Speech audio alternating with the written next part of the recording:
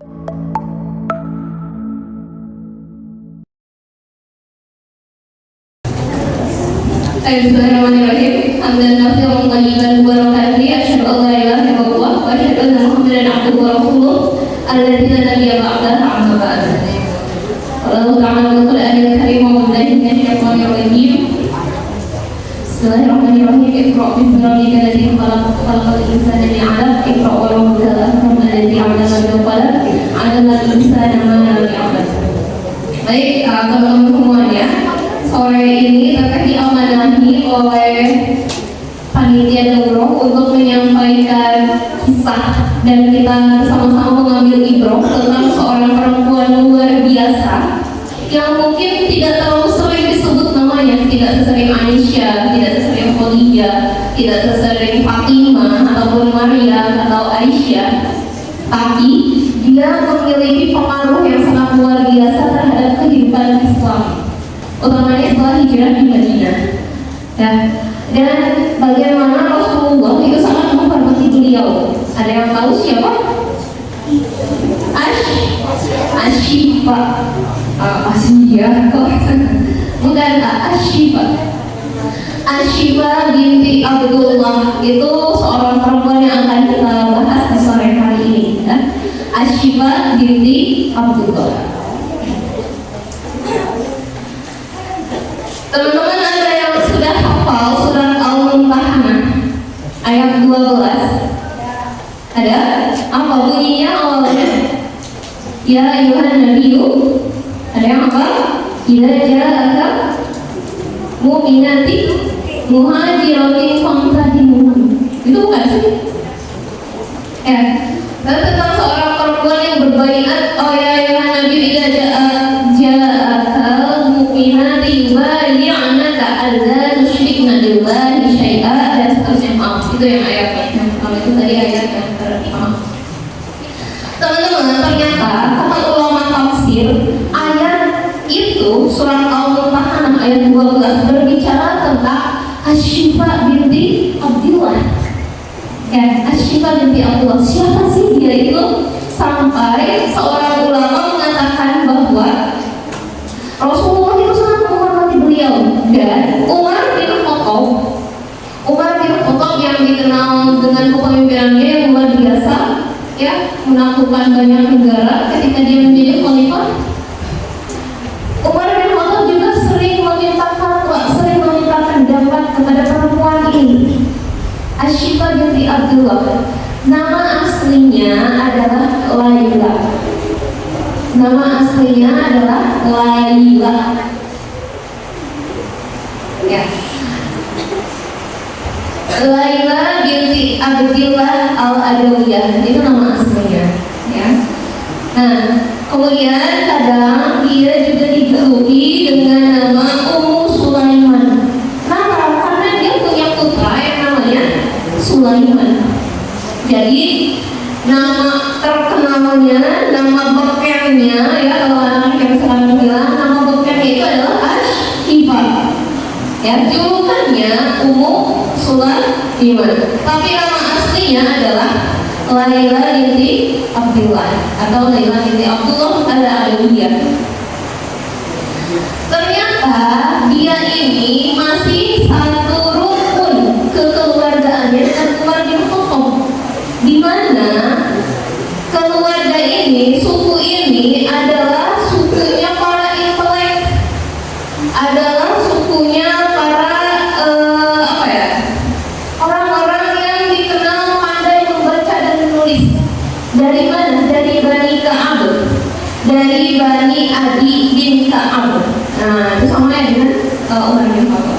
Jadi teman-teman, di zaman Arab dulu, setiap bani, setiap suku, setiap rukun itu mereka memilih mereka akan menjadi ahli apa dan anak keturunannya akan menjadi ahli apa.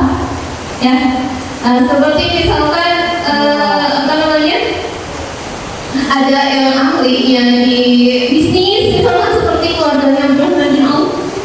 Nah, kalau misalkan Asyifa ini dia berasal dari keluarga intelek yang memang sukunya itu, keluarga sukunya Bani Adi bin Ka'ab tadi memilih untuk menjadi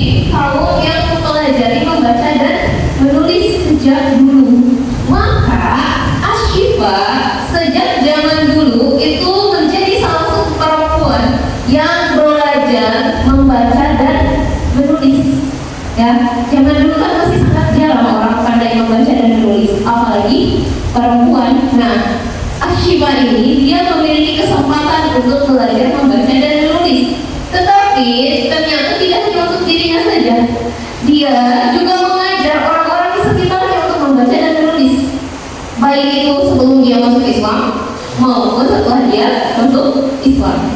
Nanti di dalam khazanah Islam dia itu akan dikenal dengan 3 hal. 1, dia adalah guru perempuan pertama. Muridnya siapa? Ada Asma binti Abu Bakar, ada Aisyah binti Abu Bakar, dan muridnya yang paling utama adalah Hafsah binti Umar bin Khattab di antaranya. Jadi nanti akan kita temukan 3 hal pada Ashifa ini ya. Ashifa binti Abdullah. 1, dia disebut sebagai guru pertama umat Islam, guru perempuan pertama di dalam Islam. Kemudian dia juga akan dikenal sebagai qadi perempuan pertama ya di dalam Islam. Qadi perempuan pertama namun si atau qadi awal zaman ayeuna hakim ya. Tapi Ummu Syifa itu nanti jadi qadi hisbah. Qadi hisbah perempuan pertama di dalam Islam. Kemudian yang ketiga, Ummu Syifa itu akan dikenal sebagai dokter perempuan pertama di dalam Islam.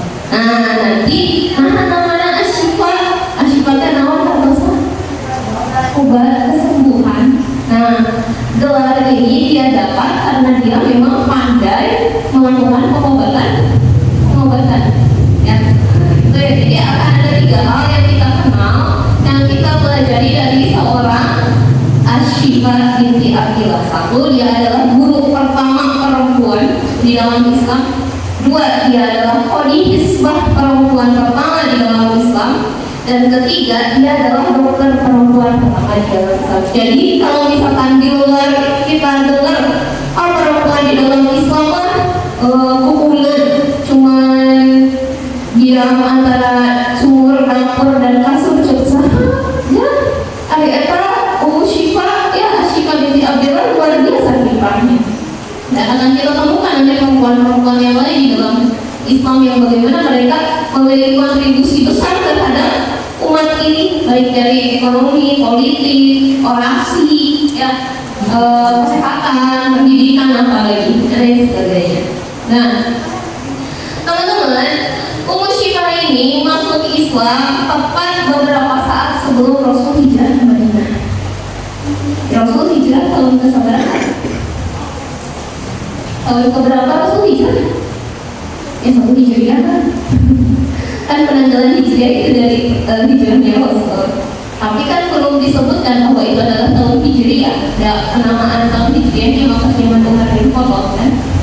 Nah, Ummu Syifa ini termasuk kalangan perempuan yang masuk Islam di generasi awal, karena masuk Islam sebelum hijrah dan ikut hijrah ke Madinah bersama juga masuk Islam bersama dengan suaminya.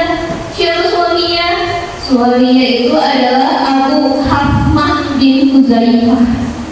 Abu Hasmah bin Huzaifah itu suaminya. Dan mereka berdua termasuk orang-orang yang pertama masuk Islam, golongan pertama yang masuk Islam dan ikut hijrah ke Madinah. Ya.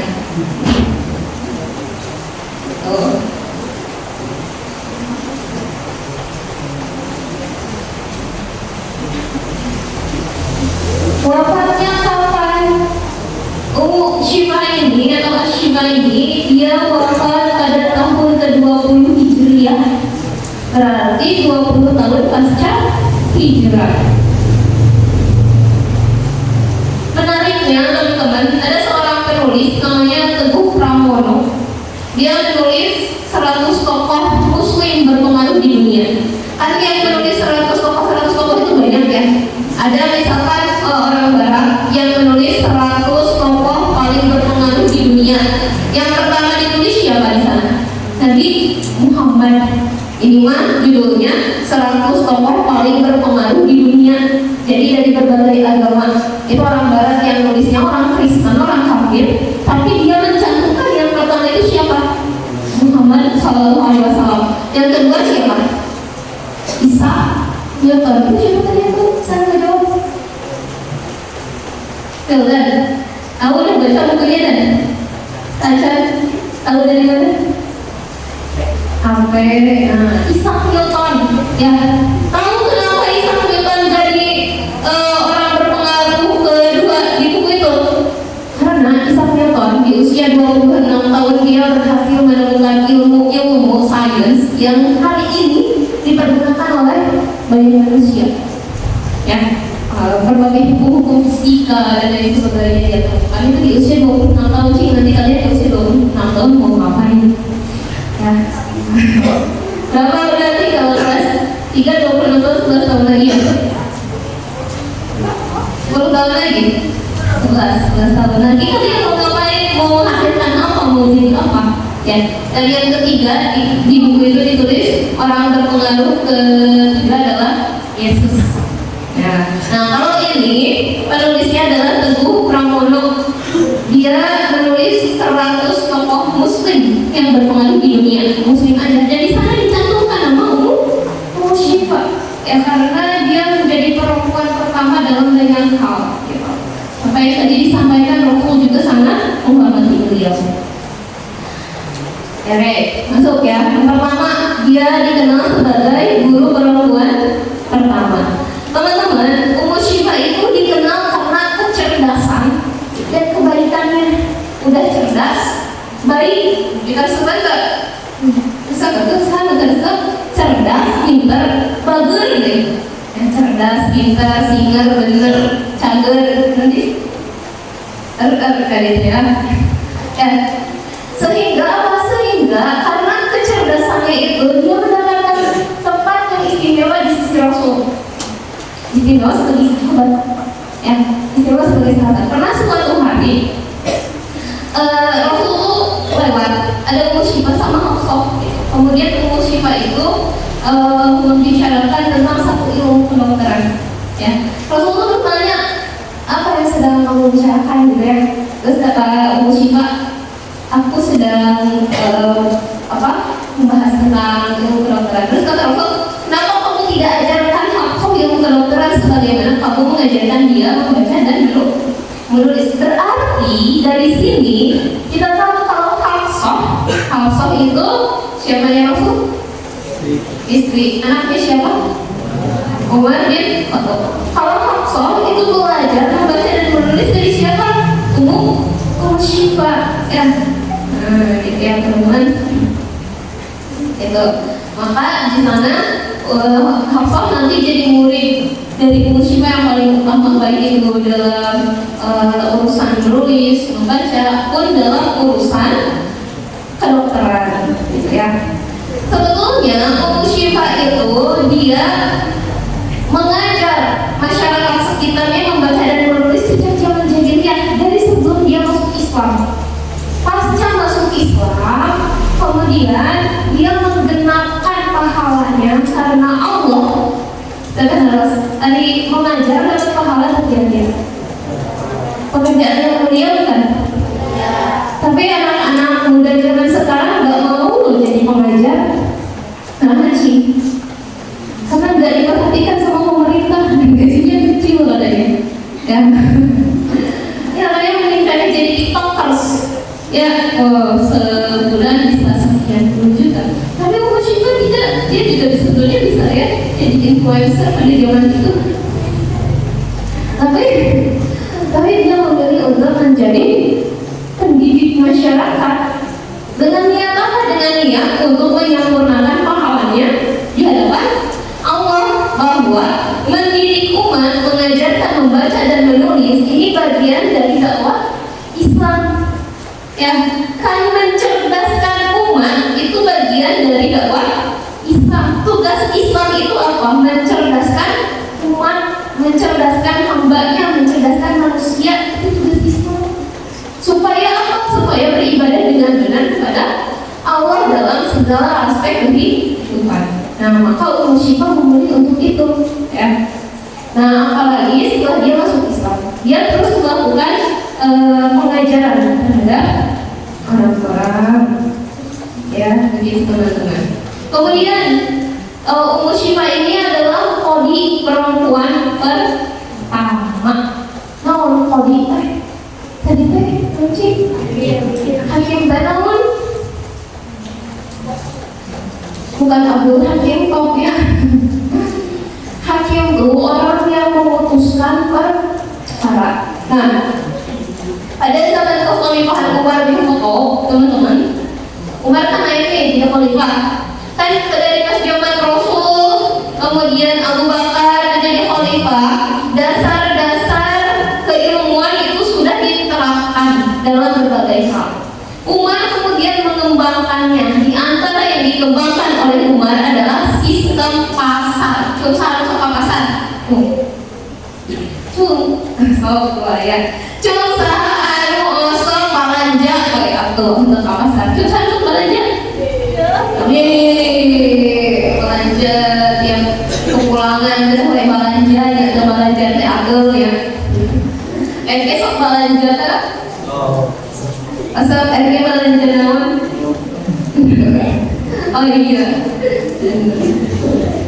Ya, Umar mengembangkan banyak bidang dalam hal ekonomi, di antaranya membuat pecahan uang dirham, kemudian memberikan dana bantuan dalam bentuk hutang dari Baitul Mal untuk siapa untuk yang mau usaha Nah, kemudian meletakkan dasar-dasar hisbah tadi. Ummu Syifa jadi kodinya kodi apa? Kodi hisbah. Kodi hisbah itu apa? Kodi hisbah itu dia yang berperan melakukan pengawasan terhadap perekonomian. Bayang itu gimana di Madinah? Saya kenal di Madinah, negara, kota, kecamatan, kampung, desa, RW. Negara itu Madinah, amun Madinah kota, kotanya negara dengan apa? Arab, Jazirah Arab. Jazirah Arab itu luas loh. Jazirah Arab itu bukan Arab Mekah, negara Mekah, negara Oman, negara Aljazair, itu Madinah itu negara. Jadi ya negara atau kota? Kalau Madinah secara bahasa Arab, kota jago IPS. Kalau kamu di Olimpiade IPS, Madinah negara atau kota? Kawan-kawan, melakukan pengawasan di pasar Madinah sama Madinah, teman-teman. Ya, kalau misalkan taruhlah penghitung ayeuna jika nanti Menteri Perdagangan luar biasa tuh berarti Asyifa teh Menteri Perdagangan perempuan pertama di dalam Islam. Apa sih tugasnya lawan wae Asyifa teh sebagai kodi hisbah teh? Tadi kodi hisbah teh naon? Yang melakukan pengawasan terhadap perekonomian, pengendalian modal dan pasar. Ya, tugasnya lawan wae hiji menegakkan ekonomi dengan baik dan benar supaya adil, mengendalikan modal, ya, mengendalikan harga. Karena mau di pasar masuk ieu dengannya bingung ieu mah harga teh 10.000 tiba-tiba kan 7.000. Terus saya kelompok tertentu anu namanya teh harga teh kumaha gitu. Ya. Nah, kemudian misalkan aya nu ngajual di luhurna barang sae, aya handapna barangna teh awon. Pernah teu?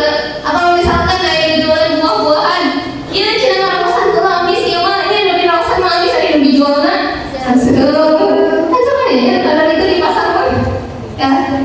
Nah, tugas Asyifa itu diantaranya adalah hal-hal tadi supaya tidak terjadi kemungkaran di dalam pasar, tidak terjadi kezoliman di dalam pasar, baik itu dari segi barang-barang, modal, kemudian juga peraturan harga dan lain sebagainya. Dia mengatur itu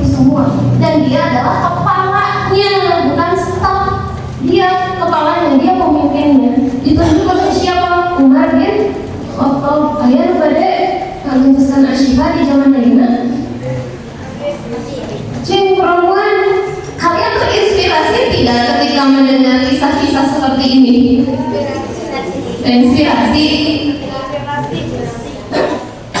Untuk bohong. Kan kalau laki-laki itu banyak ya contoh-contohnya, tapi perempuan kan ada tidak terlalu sering dibahas, ya kan? Nah itu yang teman. Kecerdasan Asyifa ini sampai dipuji oleh Umar bin Khattab, ya.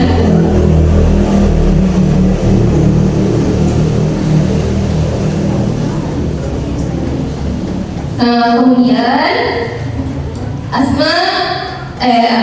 Asyifa binti Abdullah ini dikenal juga sebagai tiga apa? Dokter perempuan pertama di dalam Islam. Sana yang jadi dokter. Ayo yang jadi dokter daripada melanggar dari Lampung. Jajan Aida. Nah, tuh. Obatan batur dari Yanira. Sing sore lah, teman-teman. Baik teman-teman, ada cerita menarik ya tentang Asma dan Hafsah tentang bagaimana mereka mempelajari kedokteran. Dulu di Madinah kan sebelum ke Madinah ketika Rasul awal diutus oleh Allah, Rasul itu kan mengirimkan 3 utusan ke 3 negara, ke Mesir, ke Muqawqis, kemudian ke Persia, ya, dan satu lagi ke Habasyah. Nah, menariknya ada salah satu kisah ketika di Madinah. Muqawqis itu rajanya Mesir. Dia mengirimkan 2 orang dokter untuk membantu pengobatan Muslim di Madinah. Kan banyak orang-orang Islam yang udah hijrah dari Mekah ke Madinah. Terus Muqawqis itu mungkin kekerabatan, ya, rasa tanggung jawab dan kemanusiaan, yang mengirimkan 2 orang dokter ke Madinah untuk membantu pengobatan Muslim di si ayah umat Islam anu sakit. Menariknya apa coba? Selang beberapa waktu 2 dokter ini izin ke Rasul, nawan ya Rasulullah, izin kamu mau pamit mau pulang. Kira-kira mau nawan sih? Sebentar, itu cicing di umat Islam? Bukan. 2 dokter ini izin kepada Rasul, ya Rasulullah, izin kami mau pulang kembali ke masjid. Kenapa? Karena di sini ilmu kami tidak berguna. Nah, nggak ada orang muslim yang sakit di sini mah, yang benar-benar harus kami obati. Ya, sementara di negara kami di Mesir sana banyak sekali yang perlu menerima Allah pengobatan tanda naon sih. Eta muslim jarang sakit, jarang sekali muslim yang sakit. Kenapa? Diterangkan? Karena hati dan pikirannya ini yang dikatakan Imam Ghazali, ya, manusia itu terdiri dari ruhiyah dan badaniah. Ada unsur jasad dan ada unsur ruh fisik, kata Imam Ghazali, ya. Keduanya itu saling mempengaruhi. Kalau ruhnya beres, maka fisiknya pun akan beres, ya. Kemudian kata para ahli kesehatan, 30% sakit itu dipengaruhi oleh makanan dan cuaca juga pola hidup. Tapi 70% nya dipengaruhi oleh apa? Pikiran. Nah, gitu ya. Jadi nanti kalau misalkan sakit, kita mau obatnya ada 2, jadi fisik, 2 pikiran, hati, psikis. Nah, gitu. Oke. Apa kata Rasul kepada 2 orang dokter ini? Kata Rasul, enggak, kalian boleh pulang, tapi dengan syarat ajarkan dulu teknik pengobatan kepada muslimah-muslimah yang ada di Madinah. Akhirnya mereka bersepakat, ya. Dan di antara 2 dokter ini siapa coba salah satunya yang menjadi istri Rasul, yang orang Mesir? Habis.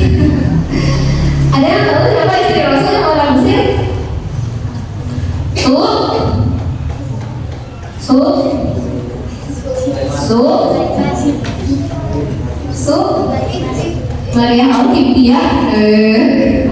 Kuping tuh Maria Al-Qibtiyah, Ari Maria Al-Qibtiyah teh. Neng Maria orang Kibeti. Kibeti teh di mana? Di Mesir. Maria Al-Qibtiyah dan nanti Maria Al-Qibtiyah ini jadi istri Rasul.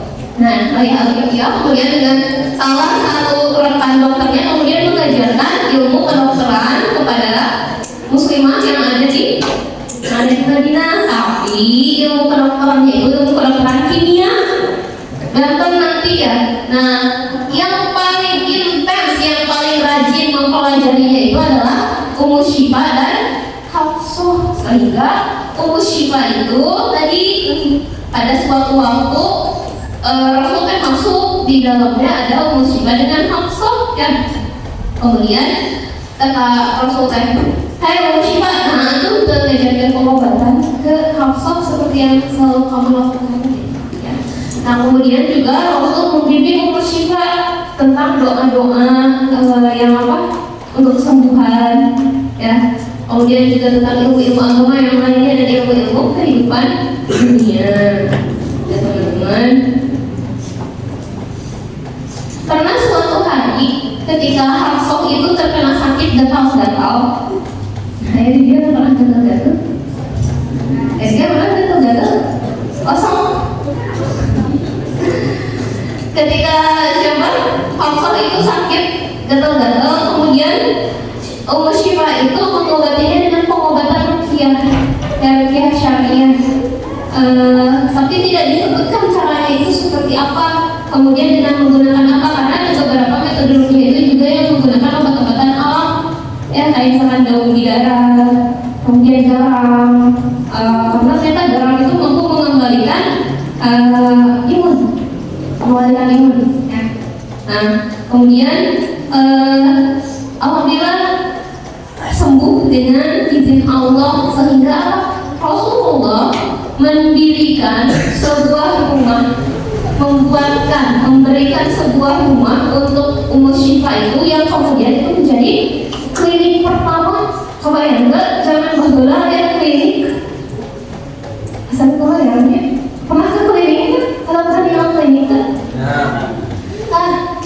Kan klinik kan tinggal pengobatan modern ya.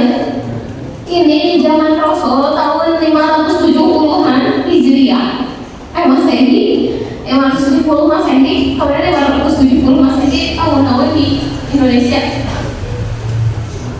Di Indonesia kira-kira ada jenawan ya ahli sejarah kan? IPS tahun 570 di Indonesia tujuh musuh naon. Nah orang tadi kata dia tadi jalan ke jawab. Benar ya orang tadi katanya ini.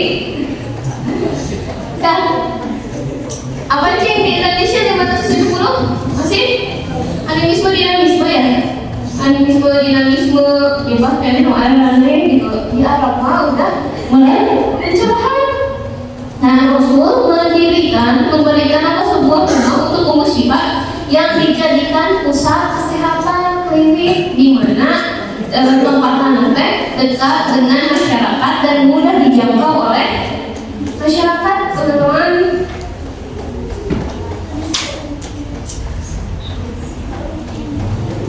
Nah kemudian begini, di dalam menariknya surat Al-Tahrim ayat 12 itu kalau dibaca tafsirnya panjang sekali. Lima Quran tuh. Quran yang digolongkan di hantam tolong. Coba tolong buka surat Al-Tahrim ayat 12 dan bacakan. Siapa yang mau baca?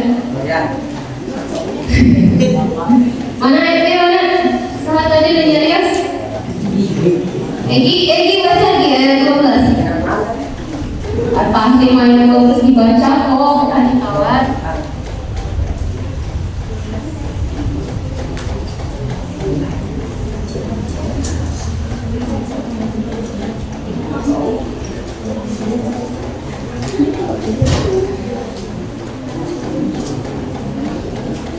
Iya ayat baca.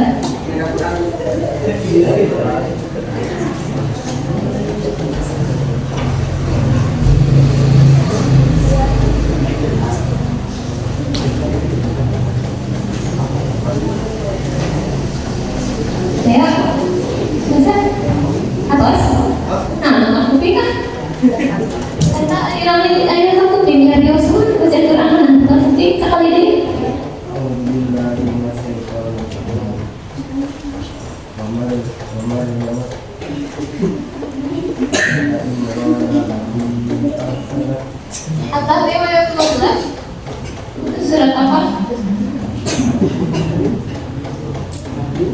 At-Tahrim. Astagfirullah, Al-Mumtahanah apa? Salah. Al-Mumtahanah ayat 12.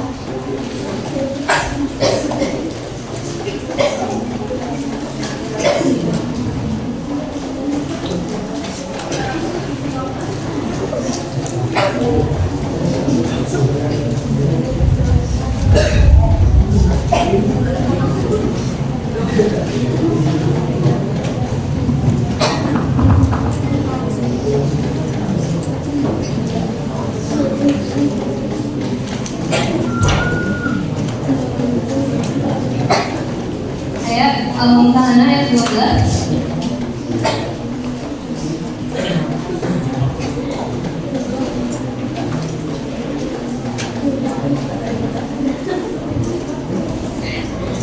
Ya, ayuhan nabiyyu. Ya.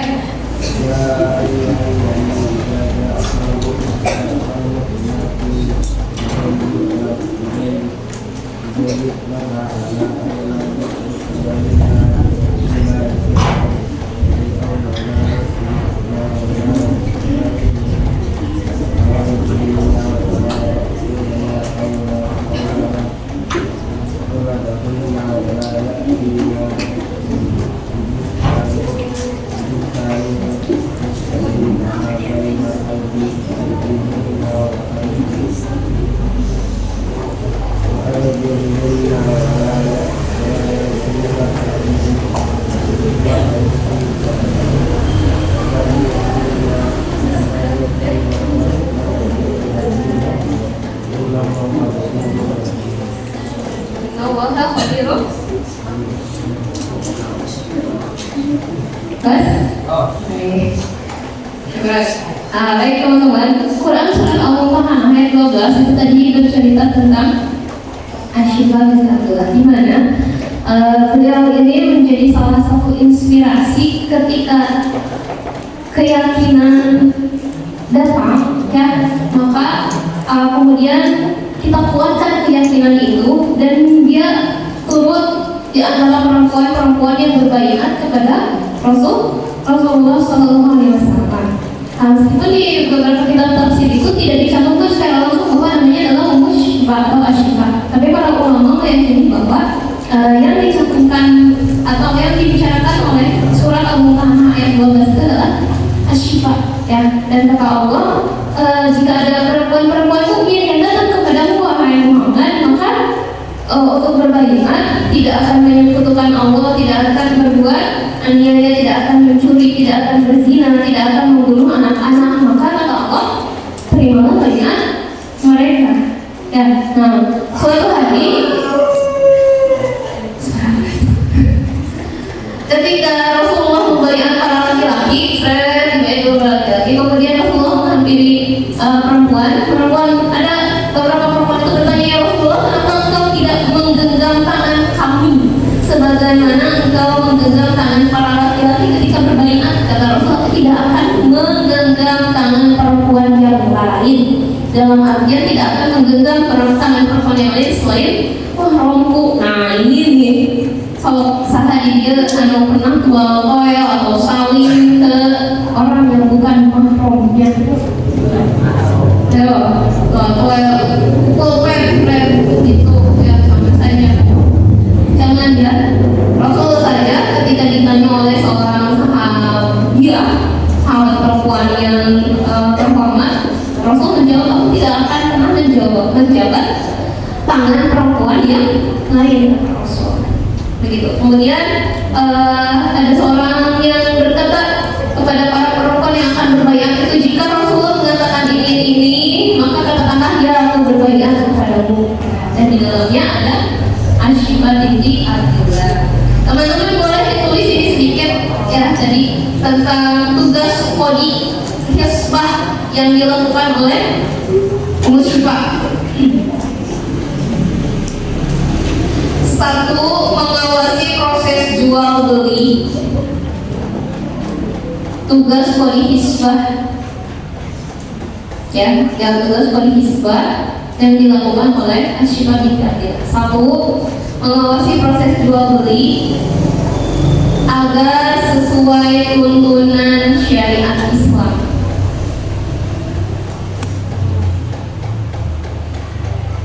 Agar sesuai dengan tuntunan syariat Islam. Dua, melakukan proses pengecekan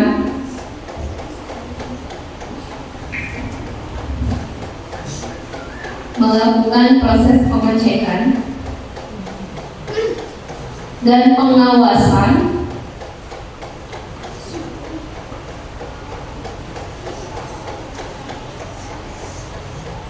terhadap barang-barang yang diperjualbelikan,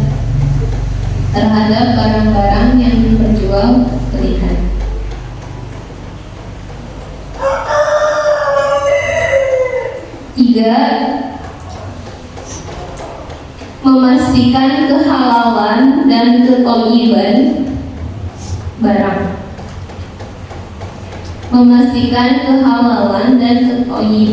barang.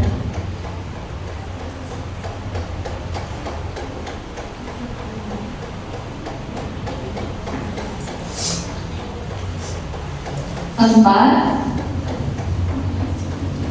memastikan proses jual beli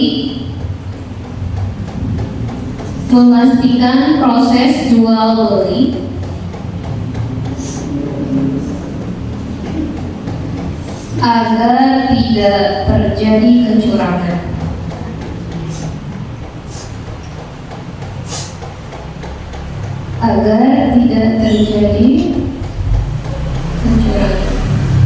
Terakhir, 5,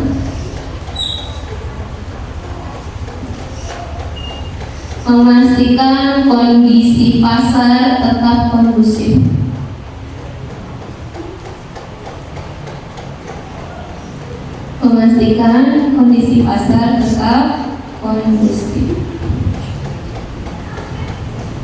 Cing teh naros, kalian kalau belanja suka dicek nggak label halalnya?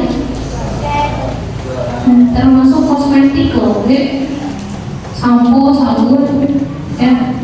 Emang sampo, sabun, kosmetik, kumaha halal boleh dimakan atau tidak gitu? Bukan, karena ada beberapa bahan kosmetik itu, sampo, sabun termasuk, sekalipun ada yang dibuat dari barang-barang yang haram, ya. Yang misalkan ya, nunjukilah ada kandungan babinya, misalkan dari apanya gitu. Terus tuh kita tadi dipakai cuci, misalkan kalau sabun cuci ya. Terus nempel kena baju kita tadi pakai sholat, ya, pakai masuk masjid, dipakai ibadah, ya. Makanya tolong Syifa juga sudah memberikan contoh. Ada barang-barang itu yang halal tapi tidak thayyib, ada yang thayyib tapi tidak haram, ya. Tampilannya dan lain sebagainya. Makanya kita cari yang halal dan thayyib. Tip ya, MG mau belanja apapun dicek kehalalannya. Dan kalau bisa tolong hindari merek-merek yang Unilever. Saran sok belanjanya di belakangnya masih ada huruf U. Nah, dihindari, dikurangi, coba cari penggantinya yang lain. Nah, itu ya teman-teman semuanya. Terakhir, seorang ulama Al-Istanbuli dan Abu An-Nasr mengatakan seperti ini. Asyifa itu adalah seorang tokoh yang sangat menonjol, di dalam dirinya terhimpun pengetahuan dan keislaman.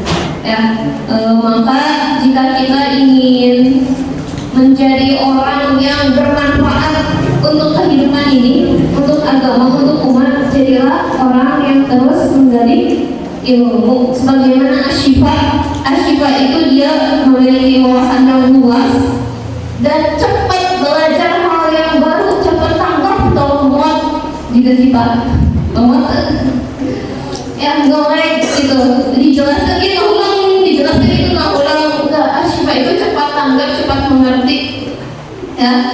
Kemudian selalu haus pengetahuan dan bersikap intelek. Beda ya, orang yang berilmu dengan orang yang belum berilmu, sikapnya akan beda, ya. Bicaranya akan beda, tuturnya akan beda, cara bersikapnya akan beda, ya. Cara bicaranya pun akan beda. Dan terakhir, Asyifa itu adalah orang yang senantiasa siap menerima amanah. Maka ketika diberi amanah untuk menjadi kodi pasar di Madinah, dia siap, ya. Umar bin Khattab melihat dia sebagai orang yang sangat kompeten, perempuan yang bisa diberikan amanah itu, dan Asyifa juga siap dengan keilmuannya untuk mengendalikan pasar Madinah pada hari itu, pada saat itu, ya.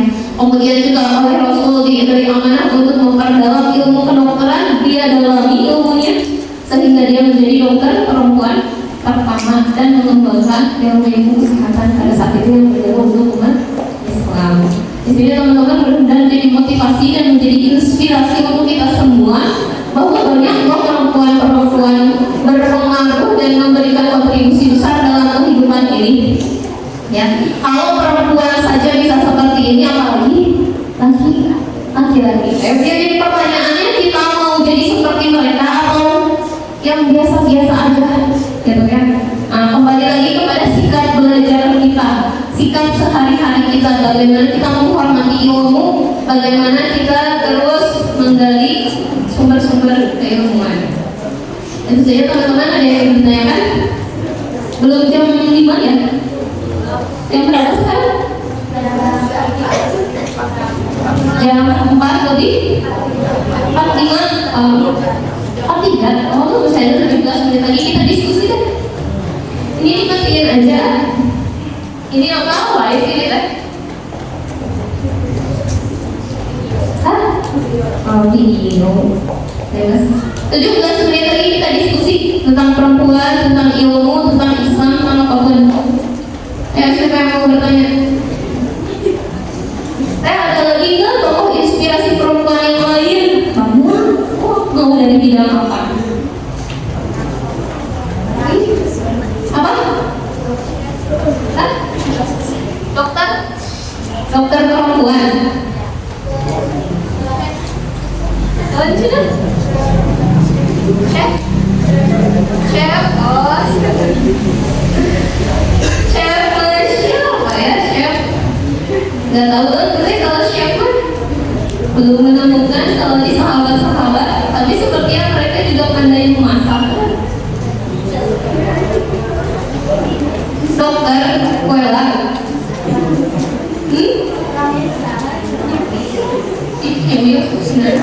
Ada salah satu dokter perempuan generasi pertama di Islam itu namanya Rufaidah. Tapi dia bukan dokter. Kalau Asyifa itu tadi kan dokter ya, dokter pertama perempuan.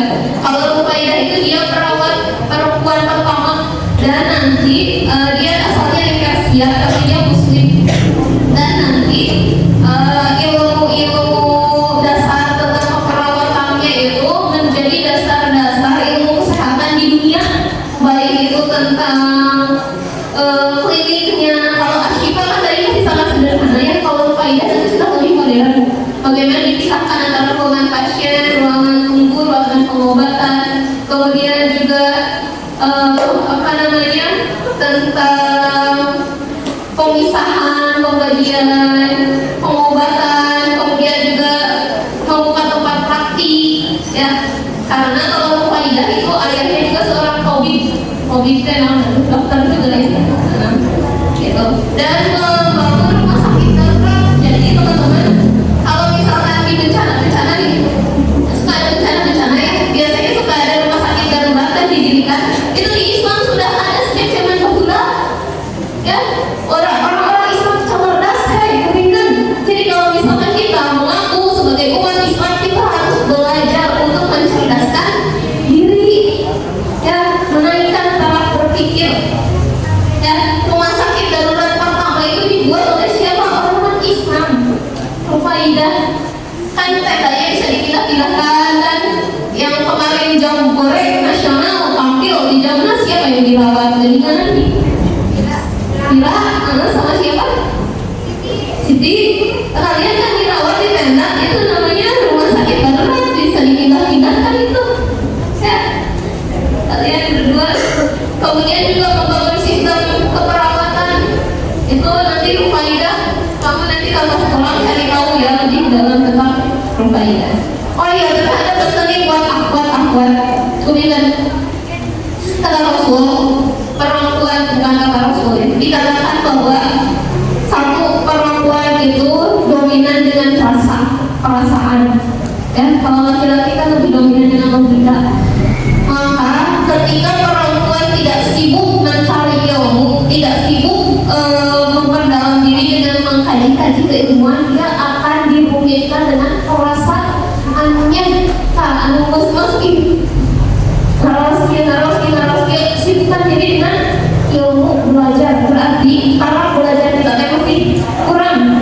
Kamu lagi perasaan terus yang digulungnya. Kata Rasul itu benar, kata Rasul. Perempuan kalau tidak disibukkan dengan mencari ilmu, ya, dengan tidak menyibukkan diri dengan keilmuan, dengan pengajaran, maka dia akan disibukkan dengan perasaannya. Capek atau menggulung perasaan? Perasaannya usaha. Kalian capek sendiri, perasaan sendiri. Jadi ya fokuskan diri dengan ilmu. Ada yang ditanyakan dan gimana tadi tak yang harus beda sebenarnya antara mungkin kalian capek di pagi kalau capek 4 jam ya sehari akhirnya ada aja tadi subuh ya insyaallah, tapi tidak apa-apa. Semangat belajar dan berilmu itu tidak boleh padam teman-teman semuanya, baik laki-laki ataupun perempuan. Apalagi perempuan, apalagi laki-laki akan menjadi pemimpin kalian ya. Dari terus kisah-kisah para ulama di belakang dulu mereka kehidupannya seperti apa, supaya teman-teman punya gambaran, punya problem. Terakhir ada lagi yang ditanyakan? Oke, ini oke. Cukup, baik kalau begitu. Terima kasih semuanya. Berubahnya adalah astagfirullahaladzim. Innamal ilmu ta'alum. Subhanaka Allahumma wa bihamdika